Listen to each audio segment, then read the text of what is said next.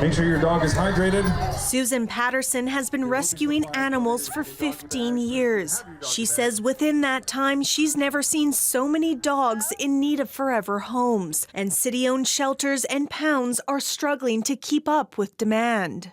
In 2014, I think in all 7 animal shelters here in British Columbia, I think they had 4 dogs under 35 pounds between all 7 shelters, and now all of those shelters are full. Patterson believes the influx of animals being surrendered and strays being found on the street or tied up in parks is largely due to the pandemic and the growing affordability crisis in BC. People didn't anticipate that they wouldn't have the time for the dogs that they had the time for during COVID. You know, the housing problem is a huge issue. People can't afford the apartments they were living in that were dog friendly. Now they have to move to places that are not dog friendly. Patterson, along with dozens of other animal rescuers and their supporters, put paws to pavement Saturday to raise awareness and money.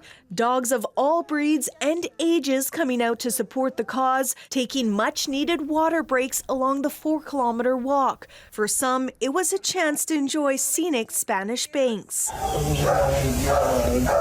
Social media influencer and animal rescuer Lee Asher was also on hand for puppy cuddles and photos with fans. When you adopt a dog, you save a life, but more importantly, you're able to give an animal an opportunity to truly be themselves, to be able to be free and not live in fear or in a cage. The rising cost of living not only impacting animals here.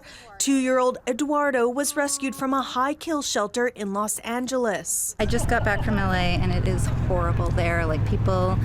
300 people a day are leaving the state, and a lot of them are leaving their animals behind. Patterson hopes events like this encourage more people to consider adopting rather than buying from a breeder. Try to find dogs that have been left behind and have nowhere to go. Giving animals like these a second chance at life.